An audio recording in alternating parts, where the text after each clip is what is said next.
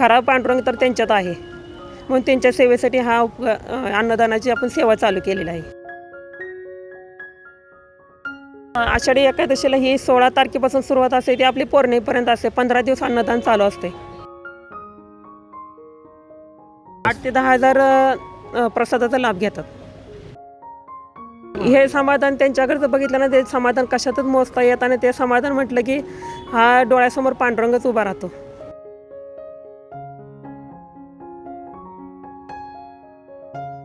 आपण जर पाहिलं तर पंढरपुरात आषाढी एकादशीला लाखो भाविक या ठिकाणी येतात.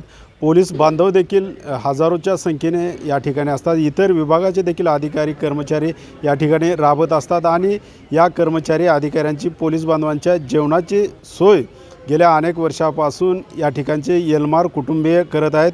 त्यांना ही कल्पना कशी सुचली आणि त्यांनी हे नियोजन कसं करतात हे आपण जाणून घेणार आहोत. आपल्यासोबत प्रीतीताई एल्मार आहेत. तर ताई, काय सांगाल, ही जी सुरुवात झाली ती कशी झाली होती? रामकृष्ण हरी. मी प्रीती वामन एल्मार. माझे मिस्टर पोलीस खात्यात 20 वर्षाचं सर्व्हिस करत आहेत. येणाऱ्या पोलीस बांधवांचे, होमगार्ड असू द्या, पोलीस बांधव असू द्या, त्यांचे राहण्याचे आणि जेवणाचे खूप हाल होत होते.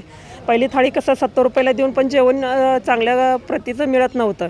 म्हणून हे एक कल्पना सुचली की आपण हे जेवण देऊ शकतो का? सर म्हटले हो देऊ शकतो. म्हटलं मी पहिलं महिला बचत गटाच्या नावाने एक कॅन्टीन चालवते भक्त निवासमध्ये.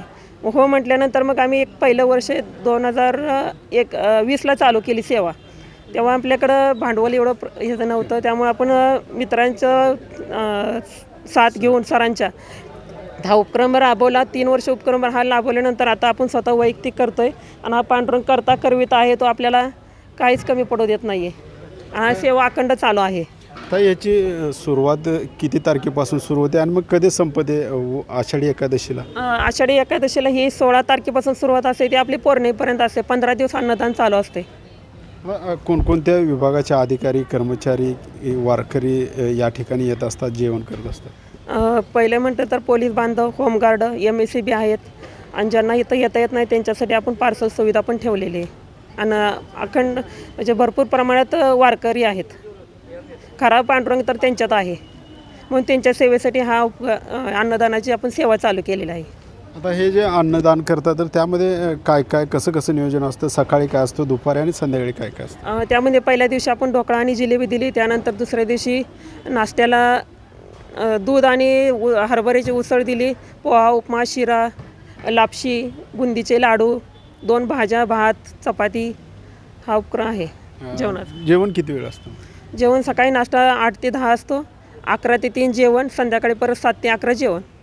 साधारण एका दिवसात किती कर्मचारी, अधिकारी किंवा लोक या ठिकाणी वारकरी जेवण करतात? 8 ते 10 हजार प्रसादाचा लाभ घेतात.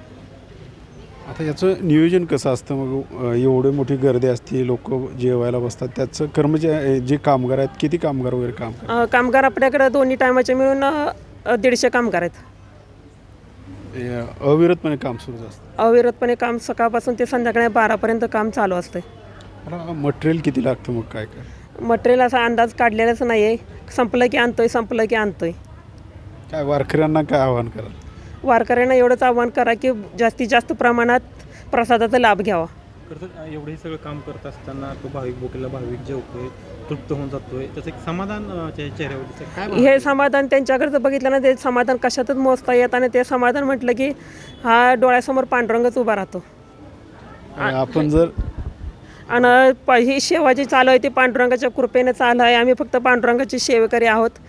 करून घेणार करता करविता तो विटेवर उभा राहिला, तो करून घेतोय.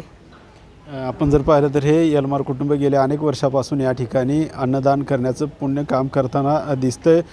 राज्याच्या कानाकोपऱ्यातून या ठिकाणी पोलीस बांधव आणि इतर विभागाचे कर्मचारी येतात. हे थकून जातात. या ठिकाणी त्यांना अविरतपणे काम करावं लागतं आणि त्यांना या ठिकाणी अन्नदान करण्याचं महत्त्वपूर्ण काम हे एल्मार कुटुंबीय करताना आपल्याला पाहायला मिळतं आहे. राईट अँगल न्यूजसाठी अशोक कांबळे, पंढरपूर.